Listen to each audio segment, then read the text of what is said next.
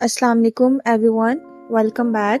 Start करते हैं हम अपना नेक्स्ट पार्ट माला नोवेल का।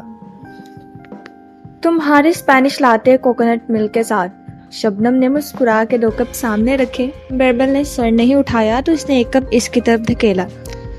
वो तकलीफ में है बेरबल, वो समझाने वाले अंदाज में कहने लगी, इसलिए चिड़चिड़ा हो रहा है वरना उसे तुम्हारे जज्बात की कदर है। बेरबल ने रुख फेर लिया और उंगलियां कीपैड पे तेजी से चलने लगी। मेरे पास एक आइडिया है। उसका चेहरा बगौर पड़ रही थी। वहां कोई रद्द-ए-अमल जाहिर न हुआ। इस लड़के को कॉल करने के लिए उसने बात मुकम्मल की ही थी कि बेरबल ने तेजी से गर्दन मोड़ी। कैसे? शबनम ने मुस्कुरा के कोट की जेब से टूटी स्क्रीन वाला फोन निकाल के सामने लहराया। हमें माहिर का पासकोड मालूम नहीं है ना, वो हमें अपना फोन खोलने देगा। जानती हूँ लेकिन सिरी ये नहीं जानती। शबनम की आंखें चमकी। सरी मिलती जुलती एक ही सिनफ की आवाज को अपने मालिक की आवाज ही समझती है।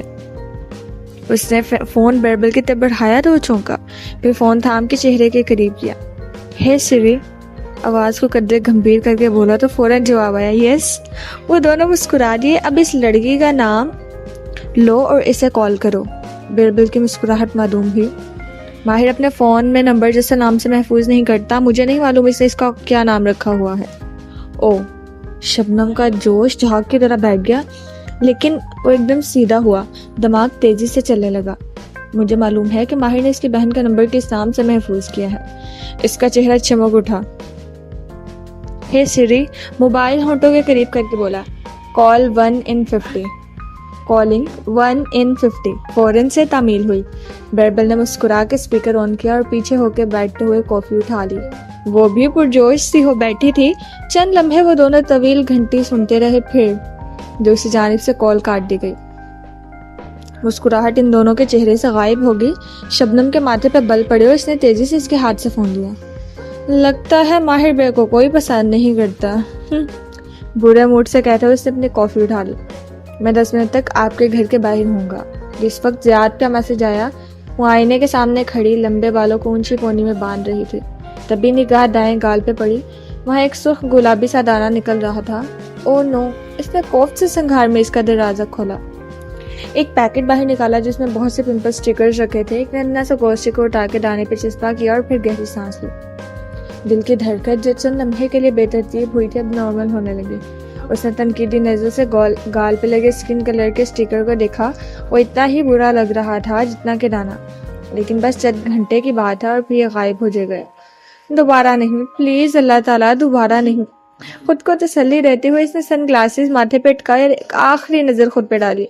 वो स्याह शॉर्ट शर्ट और स्याह खुले ट्राउजर में मलबूस सफेद दुपट्टे को गर्दन के गिर्द लपेट के इसके दोनों पल्लू सामने गिरा रखे थे।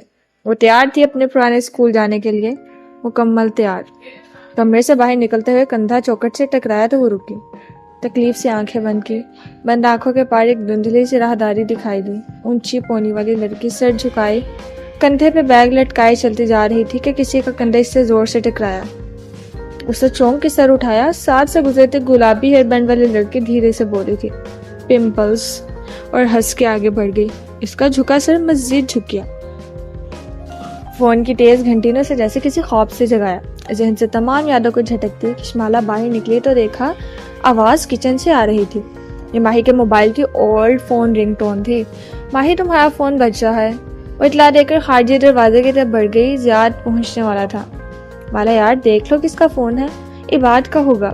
माही ने अपने कमरे के खुले दरवाजे से निकाल के कहा। उसका लहजा चिड़चिड़ा और हुलिया ओल जलूल सा था। ऐसे मंजर में हुर के रोने की आवाज आ रही थी। माला ने एक तनहम भरी निगाह इस पर डाली और कदमों का रुख किचन की तरफ मोड़ लिया।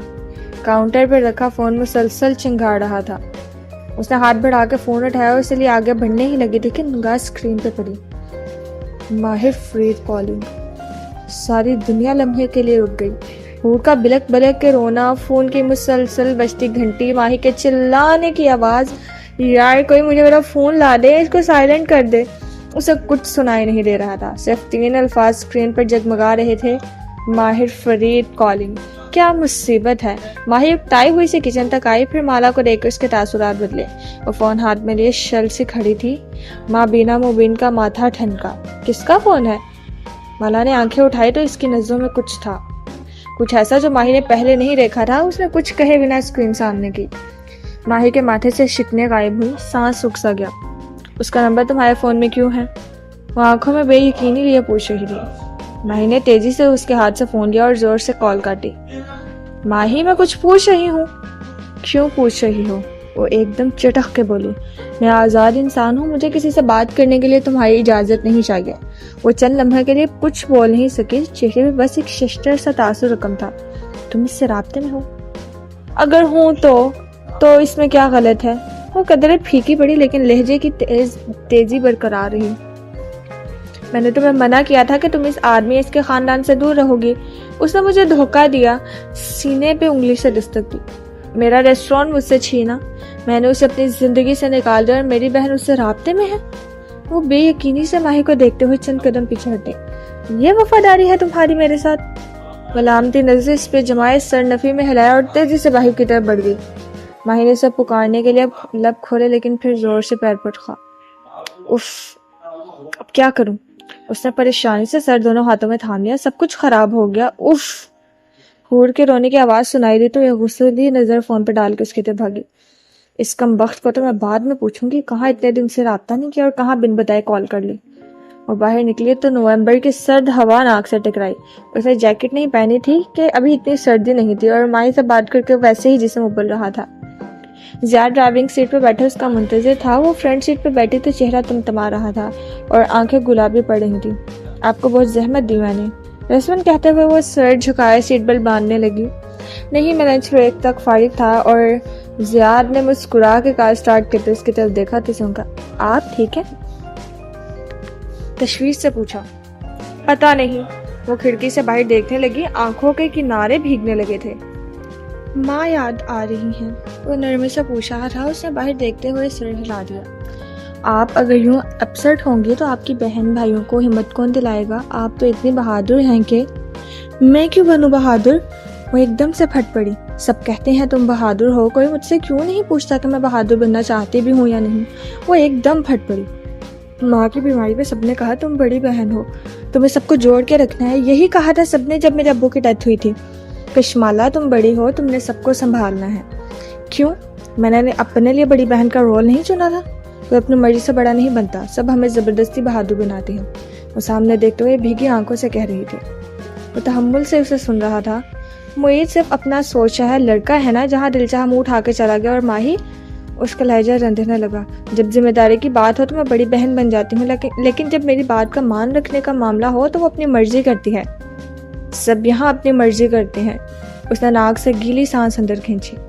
لڑائی ہوئی ہے بہن سے. یہ دونوں سب فیصلے اپنی بہتری سوچ کے لیے لیتے ہیں, میری نہیں. میں ان کے لیے کیا کیا کرتی ہوں کسی کو احساس نہیں. بول بول کے اس کا گلا خشک ہونے لگا. آنسو لڑک کے گال پہ لگے پمپل سٹیکر کو بھگونے لگے. وہ آپ سے بہت محبت کرتے ہیں اور مجھے یقین ہے کہ یہ سب کوئی غلط فہمی ہوگی جو جلد دور ہو جائے گی. وہ نرمی سے کہہ رہا تھا. وہ چند لمحے گہری سانس لیتی تھی, پھر ٹیشو سے آنکھیں صاف کی. سوری, میں کچھ زیادہ ہی بول گئی. اب جا کے احساس ہوا. آپ چاہے تو ہم پھر کسی دن بھی جا سکتے ہیں. اس نے فراخ دلی سے پیشکش کی, لیکن کشمالہ نے سختی سے سر نفی میں ہلایا. نہیں, مجھے اور دیر نہیں کرنی چاہیے.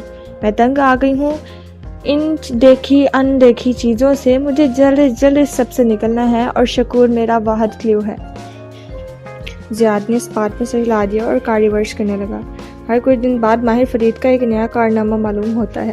وہ کھڑکی سے باہر دیکھتے ہوئے الجھی سی سوچ رہی تھی. اسے تو فن آتا ہے ذہنوں کو مینیپولیٹ کرنے کا. نہ جانے ماہی سے کیا کہتا ہوگا اور وہ اس کی باتوں پہ یقین کر لیتی ہوگی. اسکول بلڈنگ سرخ اینٹوں سے بنی تھی اور اس کے چاروں طرف میں سرسبز کھلے لان تھے. سرد ہوا سے اس کی اونچی پونی دائیں بائیں جھول رہی تھی. وہ دونوں ساتھ ساتھ چلتے مائد کی طرف بڑھ رہے تھے. زیاد کچھ کہہ رہا تھا لیکن اس کی سماعت کام نہیں کر رہی تھی. ذہن میں بہت سا شور تھا اور نگاہوں کے سامنے بہت سے مناظر کسی فلم کے تحت چل رہے تھے. دفعتاً وہ چلتے چلتے رکی. ارد گرد اسکول یونیفارم میں لڑکیاں چلی جا رہی تھیں اور رک کے ایک اونچی پونی والے لڑکی کو دیکھنے لگی جو ساتھ سے گزر کے لان کی طرف جا رہی تھی. وہ مڑی تو کشمالہ بھی مڑ کے اسے دیکھنے لگی.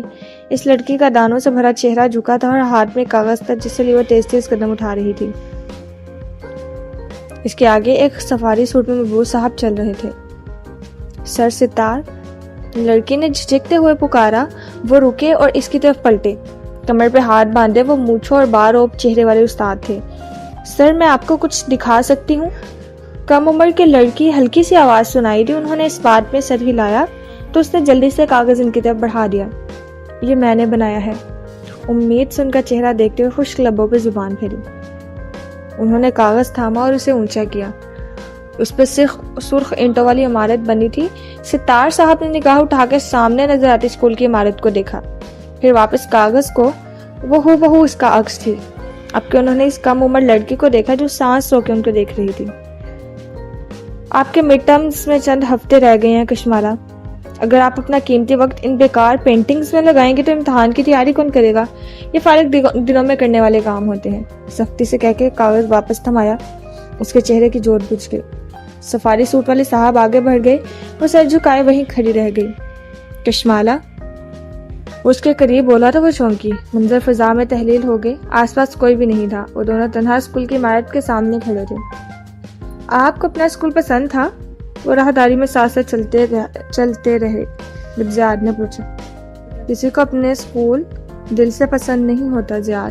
ہر اسکول کے ساتھ تکلیف دہ یادیں جڑی ہوتی ہیں. کیسی تکلیف؟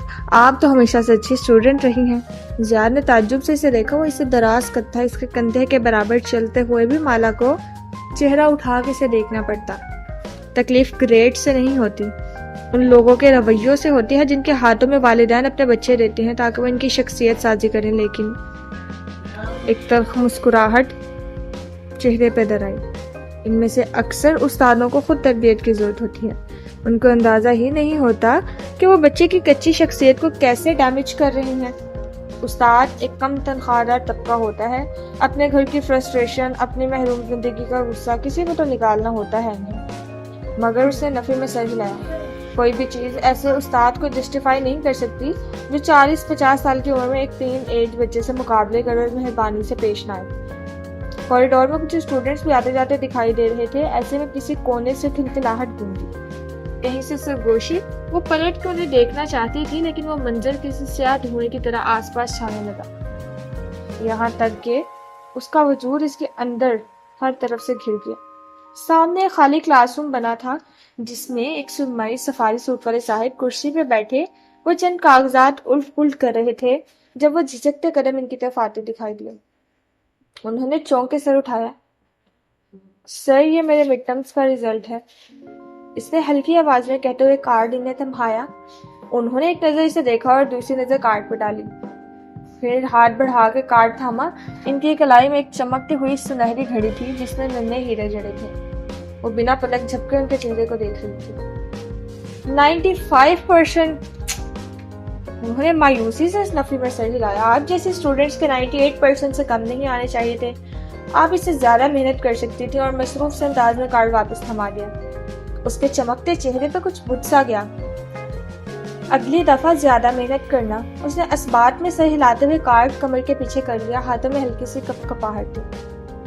سب کو ایسے ہی استاد ملتے ہیں کشمالا. اس کی آواز اسے واپس حال میں کھینچ کے لائے.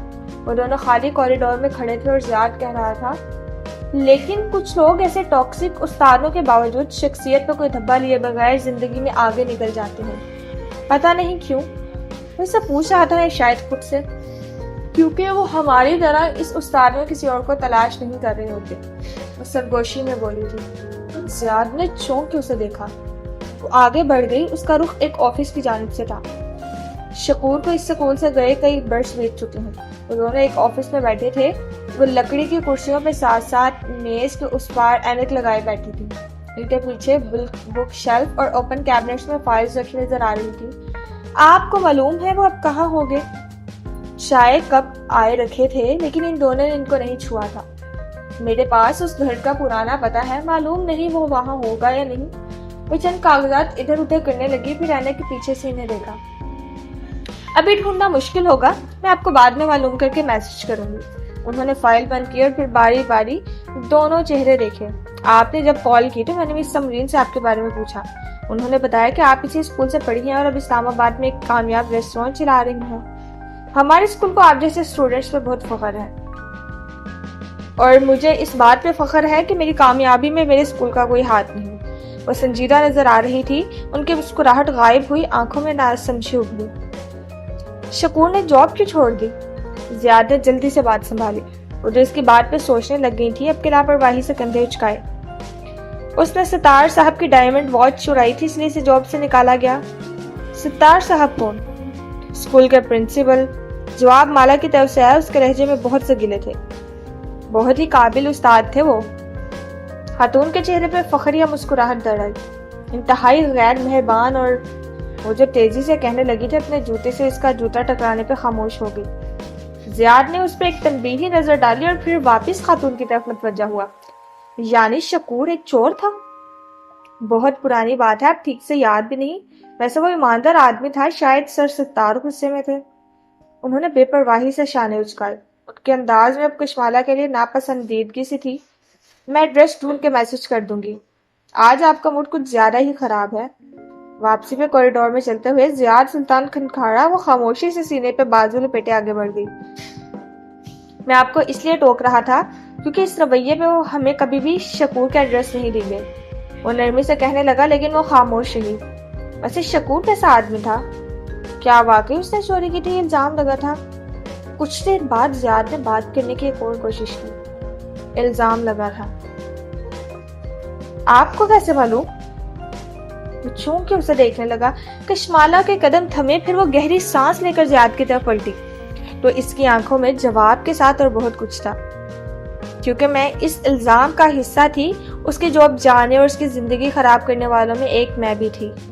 وہ چند لمحے کچھ بول نہیں سکا. ناممکن. آپ ایسا کچھ نہیں کر سکتی. اپنا اسکول کسی کو دل سے پسند نہیں ہوتا زیاد, کیونکہ اس کے ساتھ تکلیف تیاری جڑی ہوتی ہے. وہ اداسی سے مسکرائی اور اسے دیکھے گیا. استنبول کی ایک سرد شام تھی. چنگیز ہسپتال کی عمارت میں داخل ہوا تو اس نے جیکٹ پہن رکھی تھی اور سردی سے ناک سرخ ہو رہی تھی. وہ مطلوبہ فلور پہ جیسے ہی لفٹ سے اترا سامنے روم 555 کے باہر صوفے پہ تنہا بیٹھا بیربل نظر آیا. اس کے تاثرات بگڑے سے تھے. یہاں کیوں بیٹھے ہو؟ اندر آرے شہر کے بیٹھنے کی جگہ ہے. وہ تعجب سے اسے دیکھتا قریب آیا تو بیربل نے ایک ناراض نظر اس پہ ڈالی. پھول اکٹھے کرتے کرتے تھک گیا تھا. کیسے پھول؟ وہی جو ماہر بے کے منہ سے جھڑ رہے ہیں. ساتھ ہی ابرو سے اندر جانے کا اشارہ کیا. چنگیز سر جھٹک کے آگے بڑھ گیا. دروازہ کھولا تو دیکھا وہ تار آج بھی راستے میں تھی. اسے احتیاط سے عبور کی اور اندر آیا. پہلے سٹنگ روم بنا تھا جس کی میز پھولوں سے بھر چکی تھی. آگے کمرے کا دوسرا حصہ تھا جس پر ماہر کا بیڈ رکھا تھا. ساتھ کاؤچ پہ زارا بیٹھی تھی.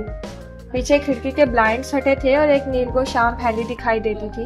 یہ ہسپتال کے کمرے سے زیادہ ہوٹل سویٹ لگتا تھا. ماہر بیڈ پہ سرہانوں سے ٹیک لگائے ٹانگیں لمبے کیے بیٹھا تھا. اس کی ایک ٹانگ ہنوز پلسٹر اور پٹیوں میں جکڑی تھی. چہرے پہ زمانے بھر کی بیزاری اور ماتھے پہ بل تھے.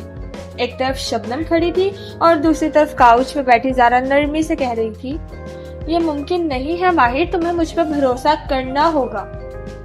چنگیز خاموشی سے قدم اٹھاتا بیڈ کی پائنٹی تک آ رکا. بیربل بھی اس کے پیچھے تھا. میں تمام کام مکمل ذمہ داری سے سنبھال رہی ہوں. پھر تم یہاں کیا کر رہی ہو؟ ابرو اکٹھے کیے برہمی سے بولا. چنگیز نے بغور کا چہرہ دیکھا. وہ چڑچڑا سا لگ رہا تھا.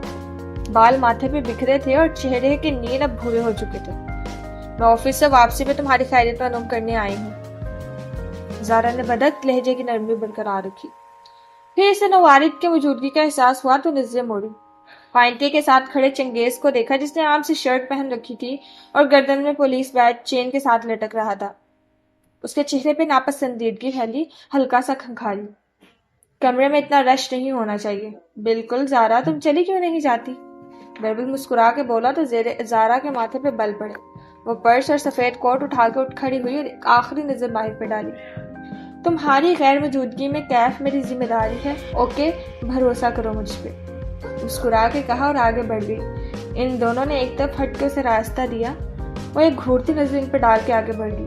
بیربل نے گردن موڑ کے اسے جاتے دیکھا. پھر چوکھٹ پہ رکھی تار کو زارا نے احتیاط سے اپنے لانگ بورڈ سے اس کو عبور کیا اور باہر نکل گئی. بیربل کے چہرے پہ مایوسی پھیل گئی. تم اپنے ڈیوٹی آورز میں یہاں کیا کر رہے ہو؟ ماہر فرید کی توجہ کا مرکز اب چنگیز تھا. تمہاری خیریت پوچھنے آیا ہوں. فون پہ پوچھ سکتے تھے, آنے کی کیا ضرورت تھی؟ گورنمنٹ تمہیں ہر گھنٹے کی تنخواہ دیتی ہے. اسی خراب موڈ سے کہہ کے اس نے سر جھٹکا. یہ رہے تمہارے حصے کے پھول. بیربل نے مسکرا کے اس کے کان کے قریب سرگوشی کی۔ اور تمہیں کچھ کہا ہے میں نے؟ وہ اب شبنم سے مخاطب ہوئی جو بیڈ کی دوسری جانب کھڑی تھی۔ شبنم نے ایک نظر بیربل کو دیکھا جس نے خفیف انداز میں گردن دائیں سے بائیں ہلائی، پھر واپس ماہر کو۔ میں آپ کی بات نہیں مان سکتی۔ ماہر چند لمحے سے گھورتا رہا۔ جانتی ہو نہیں سیکرٹری ڈھونڈنے میں کتنی دیر لگتی ہے؟ اس کے لیے پہلے ہاسپٹل سے ڈسچارج ہونا ضروری ہوتا ہے۔ شبنم نے معصومیت سے پلکیں جھپکائیں۔ مسئلہ کیا ہے؟ ماہر کو کیا چاہیے؟ اب کے چنگیز اکتا سا گیا تھا۔ ماہر اپنا لیپ ٹاپ اور گرافک ٹیبلٹ مانگ رہا ہے کیونکہ اسے کام کرنا ہے۔ بیربل گہری سانس لے کر بتانے لگا، اور ہم اتنی دیر سے ماہر کو یہ سمجھا رہی ہیں کہ ڈاکٹر نے ان کو مکمل ریسٹ کا کہا ہے۔ کام کرنا ان کی صحت کے لیے اچھا نہیں، اور ماہر بے ہماری ڈاکٹرز کی بات نہیں مان رہے۔ شبنم نے بے بسی سے چنگیز کو دیکھا۔ آپ ان کو کچھ سمجھائیں۔ لڑکے تم ماہر کے لیے کام کرتی ہو یا ڈاکٹر کے لیے؟ وہ جواباً اسے گھور کے کہنے لگا تو شبنم نے نہ سمجھی سے اسے دیکھا۔ بیربل بھی چونکا۔ میرا دوست تمہیں کہہ رہا ہے کہ اسے لیپ ٹاپ چاہیے اور تم آگے سے انکار کر رہی ہو۔ پہلی دفعہ ماہر کے ماتھے کے بل کم ہوئے۔ اس نے قدرے آرام دہ انداز میں پیچھے تکیے پہ سر ٹکا دیا۔ چنگیز کیا کہہ رہے ہو؟ بیربل نے اس کی کونی ہلائی لیکن وہ شبنم سے مخاطب تھا۔ تم انہی قدموں پہ واپس جاؤ اور وہ جو مانگ رہا ہے اسے لا کر دو، یا میں پولیس اسٹیشن سے کچھ بندے بھیجوں۔ اوکے۔ شبنم کا چہرہ اتر گیا۔ چنگیز کو کینہ پرور نظروں سے گھورتے ہوئے واپس مڑ گئی۔ تم اس کے دوست ہو یا دشمن؟ بیربل اس پہ خفا ہوا۔ اس کی صحت کے لیے اچھا نہیں ہے کہ…